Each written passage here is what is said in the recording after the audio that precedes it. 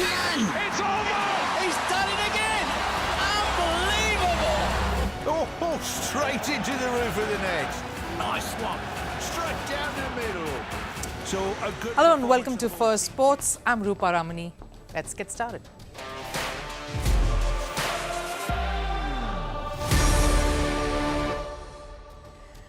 Right, on the show today, Indian men's cricket team staged a dramatic comeback at Perth. Jasprit Bumrah led from the front as the stand-in skipper to take a 1-0 lead against Australia in the Border-Gavaskar Trophy.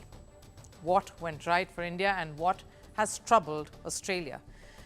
Meanwhile, Manchester City find themselves in a bit of a slump. The usually confident Pep Guardiola is calling his own side fragile. The meme factory has come alive with jeers and jibes being taken. And in tennis, it's a story of bromance, the new one brewing between two competitors who've turned into partners now in the hunt of that elusive record-breaking Grand Slam title. World number 7, Novak Djokovic, has roped in Andy Murray as his coach. He even put up a very emotional post announcing the same. How will this relationship affect the Serb's tennis career in the last phase? Lots heading your way then, but first, a look at what's on Sports 360. Starting with updates from the IPL auction, India's Bhuvneshwar Kumar was the highest to go today, sold to Bengaluru for $1.28 million, while Deepak Chahar found a new home in Mumbai for $1.1 million. A great beeline for the Indian Pacers. The costliest buy, though, at the auction still remains Rishabh Pant, who went to Punjab, who went for 3.19 million to Lucknow. Over in football and the Premier League, Manchester United were held to a 1-1 draw by Ipswich Town. Marcus Rashford scored the opening goal for United 2 minutes into play. Ipswich's Omari Hutchinson hit an equaliser just before half-time. In another match, Liverpool beat Southampton 3-2. Mohamed Salah scored twice in the game. Over in Formula One, Red Bull driver Max Verstappen clinched his 4th consecutive Drivers' Championship title despite finishing 5th at the Las Vegas Grand Prix.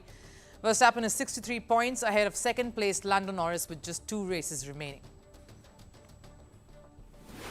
In tennis, world number 1 Jannik Sinner helped Italy retain their Davis Cup title. Italy beat Netherlands 2-0 to clinch the crown. Matteo Berrettini beat Dutchman Botic van de Zandschulp 6-4, 6-2 in straight sets. Sinner followed suit and beat Alon Griekspoor 7-6, 6-2. And Russia and North Korea have signed a protocol for sports exchanges in 2025. This comes after the sports ministers of two nations met in North Korea's capital, Pyongyang. Reports say the Russians visited North Korea's stadiums and viewed a taekwondo demonstration.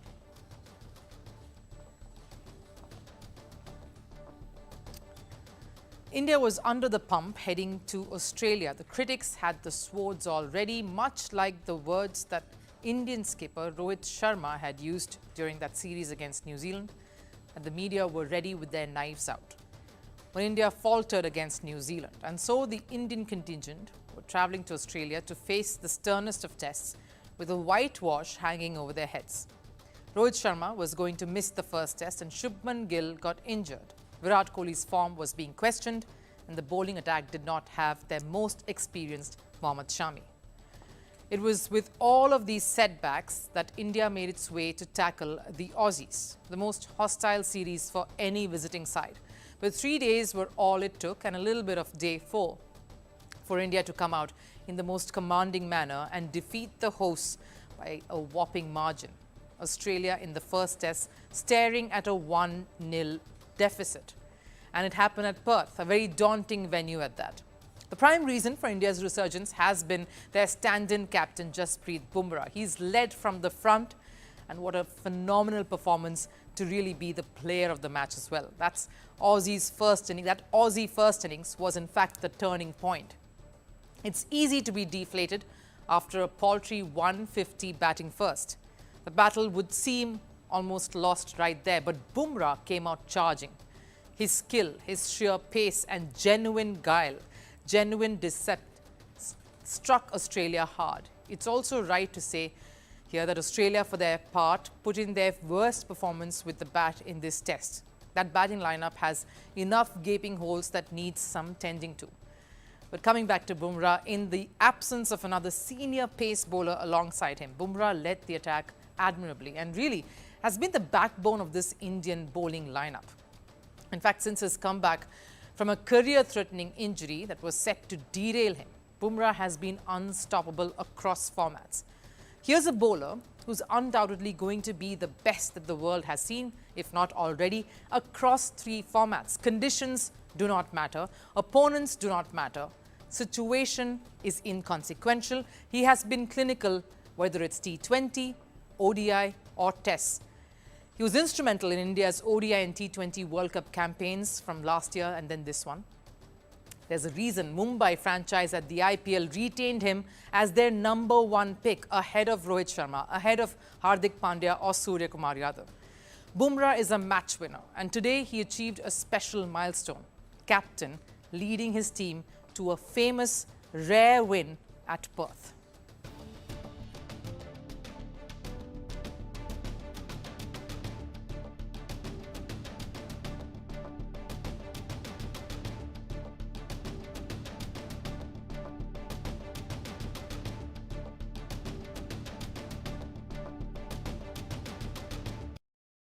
Played here in 2018, I remember that when you start here, the wicket is a little soft and then it gets quicker and quicker.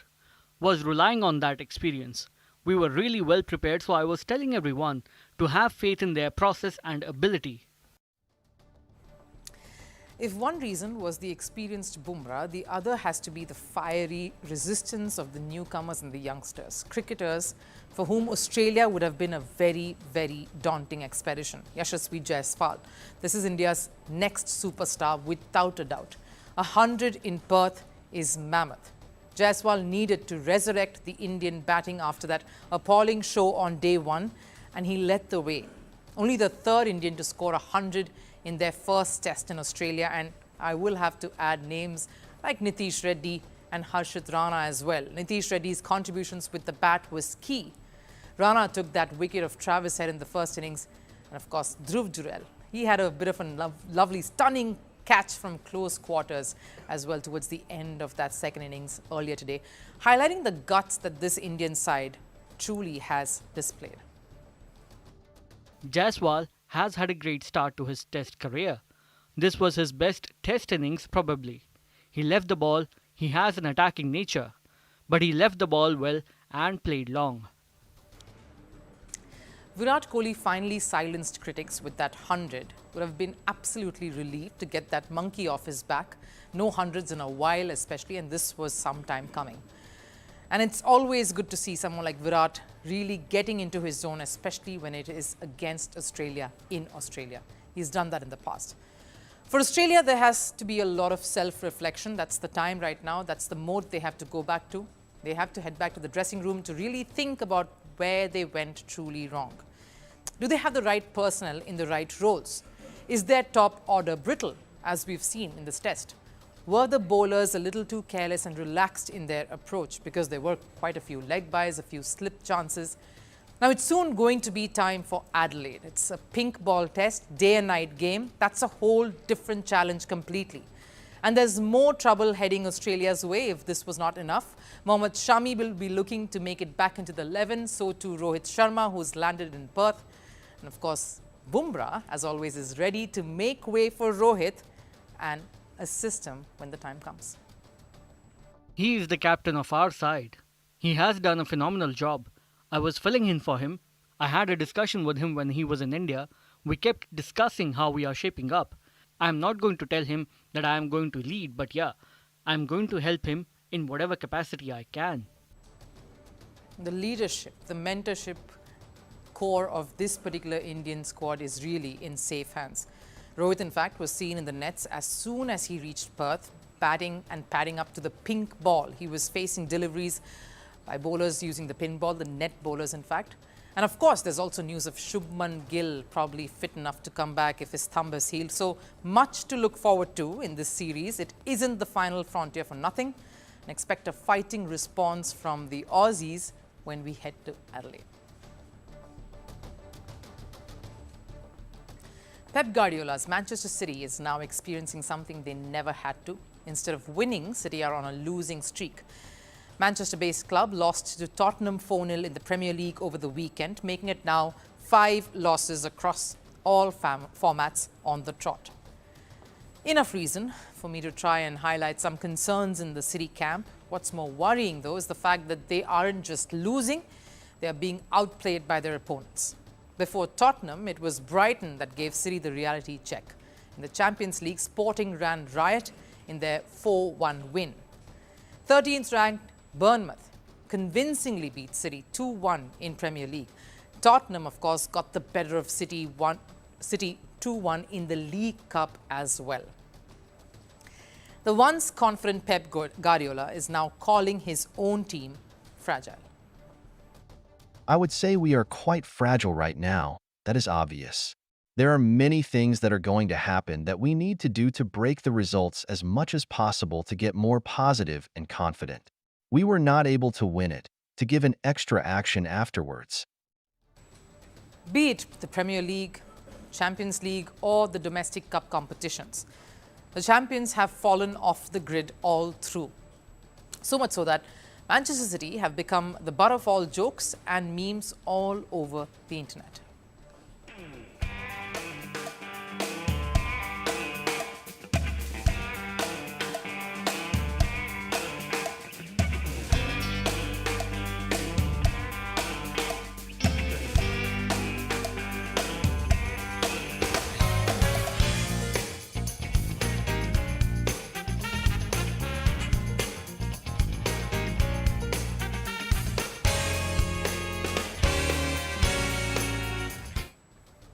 My favorite has to be the one where Pep Guardiola transitions to Eric Ten Hag. But while many of these are brutal, though, jibes made at Manchester City, San Marino targeting City stood out. This is the official page of a national team, a team that's ranked lowest in the FIFA rankings. Them challenging Manchester City and being confident of beating them shows how perilous a situation Manchester City find themselves in currently. But what has led to this slump at this moment? Maybe this.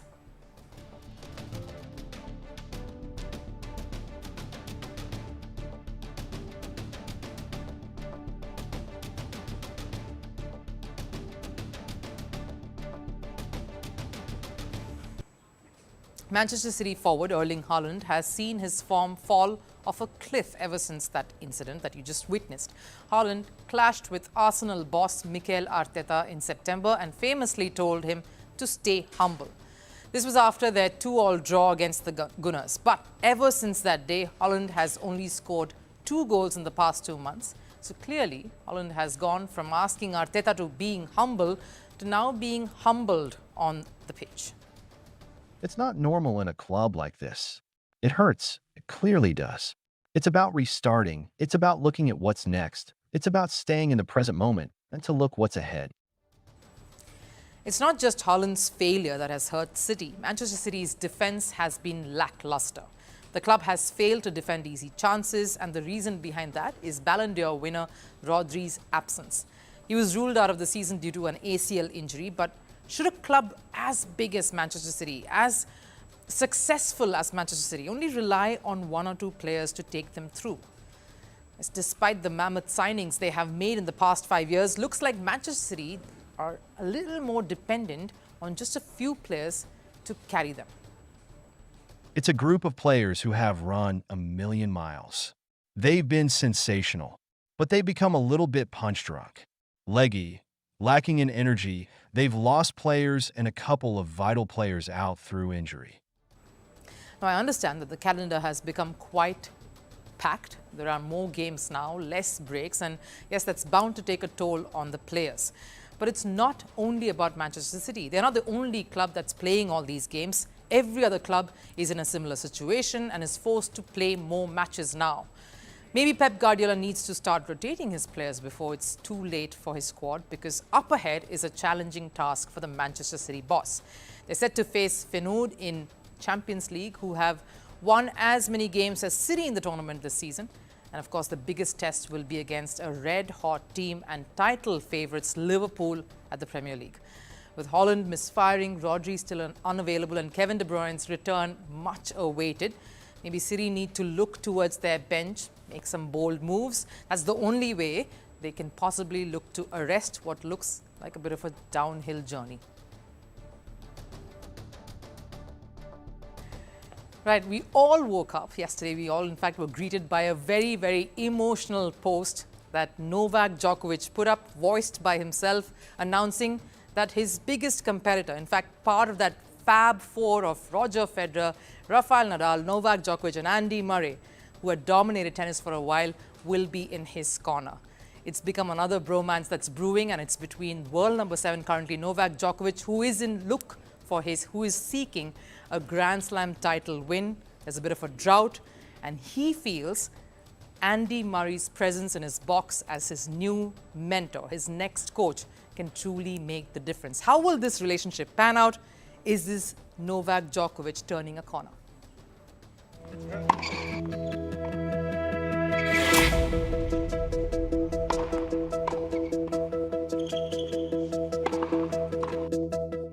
Novak Djokovic added the missing piece to his already storied career by winning gold at the Paris Olympics. And while the gold was historic for the Serbian legend, it was the only major achievement he had in the past 1 year. The 37-year-old tried everything to compete with the likes of Italy's Yannick Sinner and Spain's Carlos Alcaraz. But Djokovic couldn't get past either of the young guns to win even a single Grand Slam title. Djokovic even parted ways with Goran Ivanisevic to bring a change to his coaching staff, but nothing worked for the 24-time Grand Slam champion. To reclaim the throne, Djokovic is now turning to the concept of keeping your friends close and your competitors even closer. Andy Murray has been included to Djokovic's coaching staff to make 2025 a competitive year for the Serbian. We played each other since we were boys. 25 years of being rivals, of pushing each other beyond our limits. We had some of the most epic battles in our sport. I thought our story may be over. Turns out, it has one final chapter. It's time for one of my toughest opponents to step into my corner. Maybe the best way to get back to winning ways is by including your toughest competitor in the coaching staff. The amount of tennis the Big Four, Rafael Nadal, Roger Federer, Novak Djokovic and Andy Murray have played against each other has made them understand the style of play each of them have. And more than Federer and Nadal, it's Andy Murray whose career has coincided with that of Djokovic. Murray and Djokovic started playing each other as juniors and met 36 times as professionals. Although Djokovic holds a 25-11 advantage over Murray and 8-2 in the Grand Slams, it's the competitive tennis the duo are known for. Because whenever the two met in the finals of major tournaments, Murray never made it easier for the Serb. Out of the 19 finals, Djokovic managed to win 11, but Murray finished superior in 8 of them. So if Murray can give Djokovic a tough fight as a player, he can sure work with Djokovic to restore his superiority. I'm going to be joining Novak's team in the off-season, helping him to prepare for the Australian Open. I'm really excited for it and looking forward to spending time on the same side of the net as Novak for a change, helping him to achieve his goals. Maybe it's not the technique that Djokovic is lacking. The weaknesses have been exposed and exploited by the current lot. And who better than Andy Murray to cover up those weaknesses? Murray retired owing to injury concerns despite being the same age as Djokovic. But maybe the Brit can help Djokovic continue his career by overpowering the youngsters. The experience of two of the biggest superstars will be up against the raw passion of Alcaraz and Sinner, something that the tennis world is eagerly waiting for. Right, time for last serve. Argentina erupted in joy after Racing Club were crowned champion of the Copa Sudamericana. They beat Brazil's Cruzeiro in the final. Take a look at the celebrations.